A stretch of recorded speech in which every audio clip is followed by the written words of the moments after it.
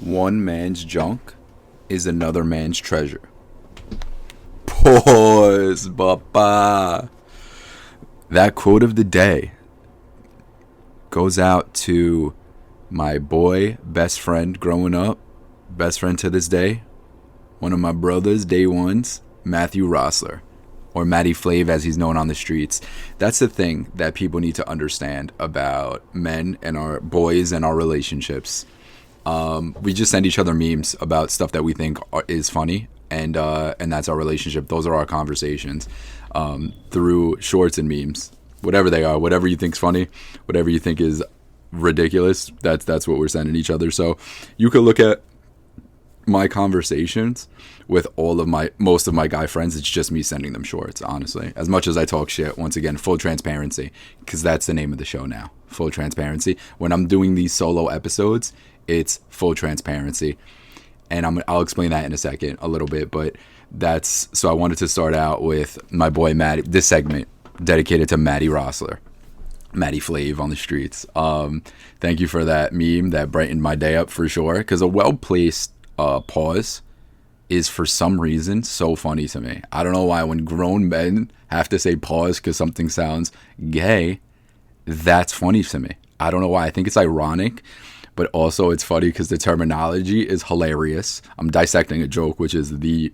funniest part of a joke is when you dissect it. If anybody knows that, that's sarcasm, by the way, because that's not. So full transparency, I am a little hopped up on caffeine right now, if you can't tell. And that's that. So I think it's so funny because when I drink a lot of coffee, I feel I'm sitting here with my cup of coffee right now. I didn't even finish my first cup, to be honest with you. I feel like everybody that I talk to, like all my friends, know that. Are you okay? I'll get that a lot. Are you okay? I'm like, yeah, I had about 10 cups of coffee. Why? But right now I'm only I would say more than halfway down on my coffee. Pause. More than halfway down. Child's brain I have, and I'm feeling jazzed up. So the coffee, the first morning, my base coffee is what I call it. My first coffee is pretty much hitting me at the perfect elevated time, which I don't know. I'm gonna be the annoying coffee drinker right now, but when you start off your day and you have your coffee, right? You're drinking your coffee, the first couple sips, I would say, like, there's that joke cup where it's like, where it's telling you the levels and how much further down on the cup, how much further you drink is like the levels. Don't talk to me yet. A little further down is, okay, I'll say hello. Okay, I'll smile. All right, we could talk now. What's up? That's really me. So it was about, right now it's about, it's past hello, hi, how you doing? And now it's like, what's up? Let's have a full-blown conversation, existential conversation about life and what we are doing here on this earth. But that was a lot. We might have that conversation. I don't know. I really don't plan these out. I just have a couple bullet points. The first one was, thank you, Matthew Rossler, for that. And I'm shouting you out the whole episode for that beautiful meme. And then also for the first topic of the day, which I'll discuss. I asked him after that meme, I was like, what's up? What you been up to? And he said his new fascination, because we all have our fascinations of, I would honestly say, I think this is just going off the fly right now, but I would say like our fascinations of our life span what we're obsessed with for a week. From like a week, start off with a couple days to whenever you're done being obsessed with it. So like whatever you're obsessed with at the moment, whether it's in the culture or whatever it is, music, whatever it is, whatever you're just constantly on your phone about or reading about, that's like your obsession. That's your chapter. That's your phase of obsession. So example, he's like, bro, I've been obsessed with the Louvre heist. So if you don't know, that's a heist that happened, I think around a month ago. Because I looked this up specifically. I heard about it. So like the first time I heard about it, I heard, there was a heist with art at in France, the Louvre. The Louvre is France. The Louvre is where I think the Mona Lisa is. It has a bunch of artwork. So he said, he's like, dude, I've been obsessed. I've just been looking up and watching videos and following the this whole trials and tribulations of the Louvre heist. So I looked it up because I heard that the Louvre was heisted, and some art was stolen. But I think it was essentially it was jewelry, I believe, that was stolen, like royal jewelry, over $100 million worth, which is crazy.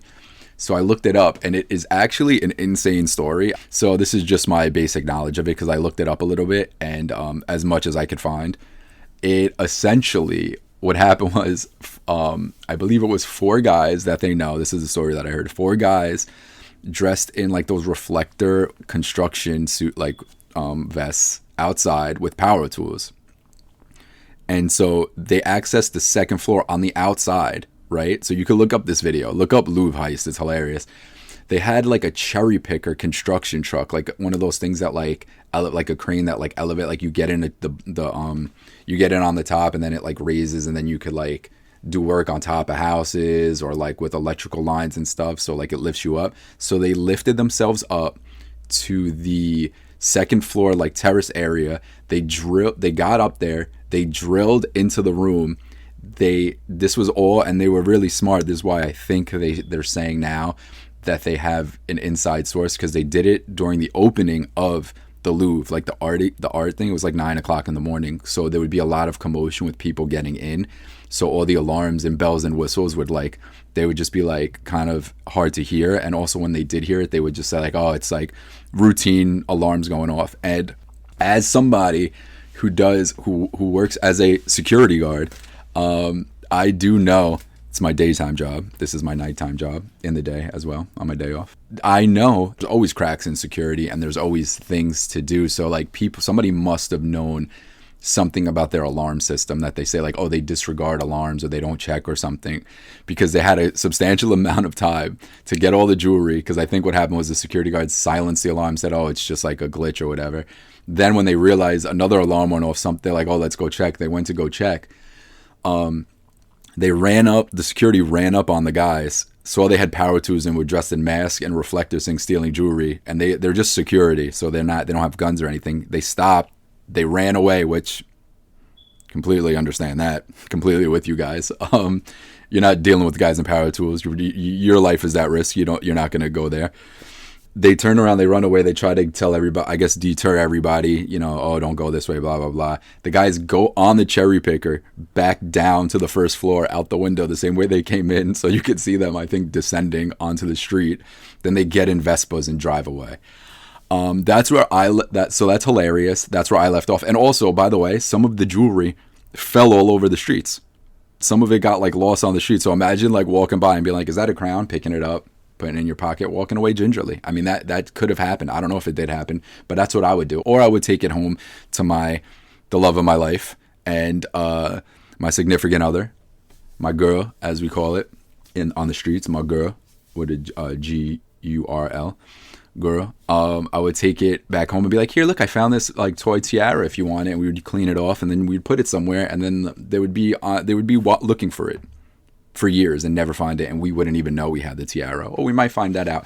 That's another story. That's a story for another day. We might find it out and then be like, oh shit, we have to keep this or sell it, and then that's a whole nother movie. But so the guys ended up leaving a bunch of like DNA everywhere, and then 2 of them got caught, and there was 4 altogether, they think. And like I said, they think one of them was on the inside. So I don't know. As of right now, they could have, because I didn't look it up. But from where I left off about a week ago, they caught 2 guys. They think they might have an inside job. They might have like an inside connect, maybe with security or somebody that works at the Louvre. And then 2 other guys are still on the loose. But the thing is, people are saying, like I heard, and I'm always a little bit of a conspiratorial kind of guy. They did it's such a stupid but brilliant thing that they did. And also that to get caught by leaving a bunch of DNA, like they didn't think about that, kind of seems like maybe where they set up, maybe that could be a thing, which I don't know. These are just my conspiratorial hat going on, but I mean, were they the real guys who stole it? Was something else going on? What was the deal there? But that is, I mean, I could see them just being dumb enough to leave to leave DNA, which nothing surprises me. So that was that story. What else? Oh yeah, and I mean that's just strictly out of a movie though, right? Like it's literally a heist movie, which brings up the world is like so crazy that I believe not I do believe, but when I hear something that sounds outrageous, so much outrageous stuff has happened in this world and is continue to happen and really getting more outrageous that I like. It's like fiction, like real and fake is just like, oh, that's too crazy, that can't happen. No, crazy shit happens all the time. So if you're watching a movie, which once again, I'm a avid movie lover, watcher, not like I'll watch a movie and I'll be like, oh, that could never happen. No, literally anything could happen. Men dressed as construction workers went up, stole a bunch of jewelry, and then left on Vespas. Anything could happen, guys. I mean, that really happened, you know?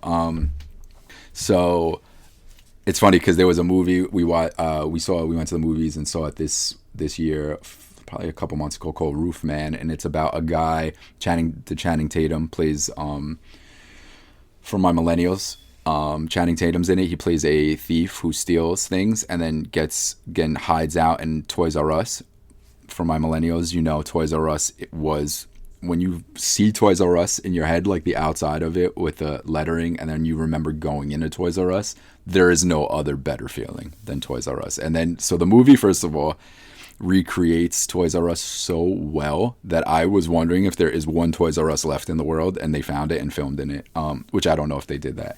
But yeah, Toys R Us. I actually remember going to Toys R Us, obviously for the toys, because they used to just make toys in the 90s way better than they do now. I'm sorry, I don't care. Put more intricate, better quality. It was great. And just like, just everything. Bicycle, there's a bike section. You just ride the bike around. It was just crazy. But I remember going, I'm going to date myself here. I remember going to Toys R Us, so Sega was the first like game system I had. I don't remember when it came out. I don't remember how old it was. I had to be probably like 5, 6 or whatever. But I remember going with my mom and my dad to Toys R Us, right up to you had to get, so Sega, so I guess they had only like a limited amount of games, so you would have to, and they didn't leave the games out, so you would have to go, and the game that you wanted, they would have like a little flap of paper that you took the name of the game out. I think there was a picture on it too of the game. You take the paper out, you go to the Toys R Us worker, you hand it to them, they go in the back and they bring you the game. That's what I remember. That's how you used to buy Sega games back in the day, and I loved it, and I remember it. Sonic the Hedgehog, Ninja Turtles, Mortal Kombat. I'm gonna miss one right now. But all those were the best games, and it was the best way to get games. It was when we were a country, guys, the 90s. So he hides out, but by the way, I digress. He hides out in the Toys R Us, and he's there for like a month in Toys R Us. He leaves, he sleeps in there. He's like squatting in there. It's a functioning Toys R Us. Channing Tatum, they don't know he's in there. They're the workers. He's seeing all their lives and stuff. He forms a relationship with another millennial love of all of our lives, the original Mary Jane. Kirsten Dunst is the actress. And for you millennials out there, Mary Jane, the original Spider-Man, the OG Spider-Man. And he forms a relationship with her for months, lives in the Toys R Us. They don't know he's the working Toys R Us. Nobody knows he's living there. And then he gets caught by the cops later. Spoiler alert. So that's a real story that happened. And when you're watching the movie, you're like, I don't believe it. This would never happen. No, it did happen. So all of that to say, whenever you hear a story on the news, it's typically psychotic. So when you're watching a movie or reading a book or whatever, and you realize, and you're hearing a story and you're like, that sounds fucking fantastical. That's not real. It's crazier. It's real. It's crazy. It's real. The world is crazy. So that's that.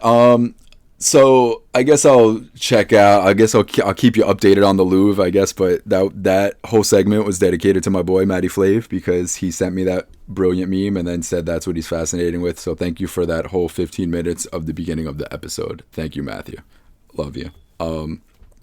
Full transparency. Why is it named Full Transparency? Yeah. So like, I was thinking of a couple different names. There were like 3 names.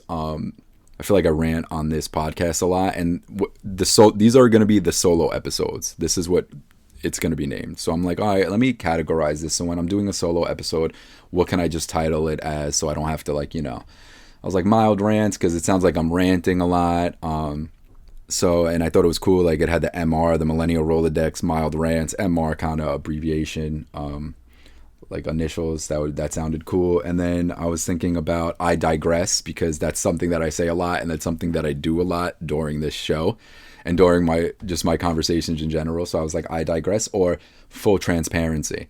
So I was thinking about this, and then, like I said, I was talking about things that like we all get obsessed by, right? We all get like, we're like, oh, I'm obsessed with this, I'm obsessed with that. And this, for these last couple of days, I've been obsessed. I'm a big movie guy, and I've been obsessed with, and one of the guys I follow, I think he's a good reviewer, Jeremy Jans, I believe that's how you say his name. And I've just been going through, he was like an OG YouTube film reviewer, and I'm on it, and I'm like, I'm going through like all the years of his like favorite movies of the years from like 2010 to now, and his least favorite movies of the year from 2010 now. So I've just been like the last couple of days just watching all his videos.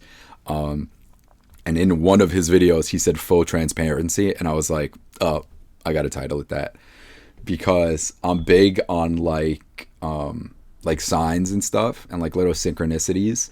When I see one, I'm like, all right, well, let's just go down that rabbit hole. Let's go down that path and see what happens. So I'm thinking about titling something full transparency, and then what happens? He says full transparency very clearly in the episode, and I'm like, all right, so it's going to be full transparency. Also, I like to be honest. Like I said, I'm trying harder and harder to be honest with myself and everybody. And then when I'm honest with myself, I'm honest to everybody around me.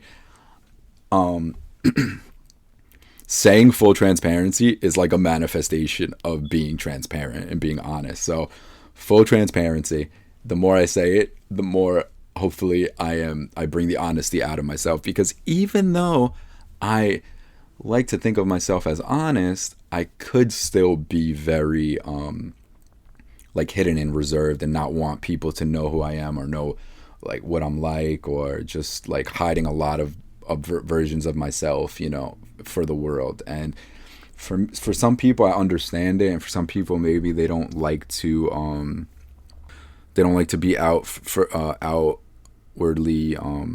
themselves. They like to be more reserved and not share everything with everybody. But I like to just kind of like be myself and try to be as honest as possible. So full transparency, keep on saying that. Hopefully I'll do it more and more. So full transparency.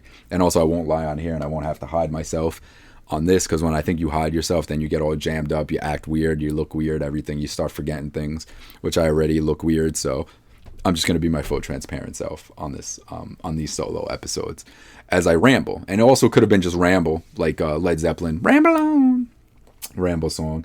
And so yeah, so that's that. Full transparency is the name of these solo episodes, and that's that. So I think we are good now. I think that's all I really wanted to talk about today, just that. Oh, we also, to end it, there's this is on YouTube now too. I just started a YouTube channel for Millennial Rolodex, so you could check it out on there if you want to. Comment on anything you want to. There's an email too.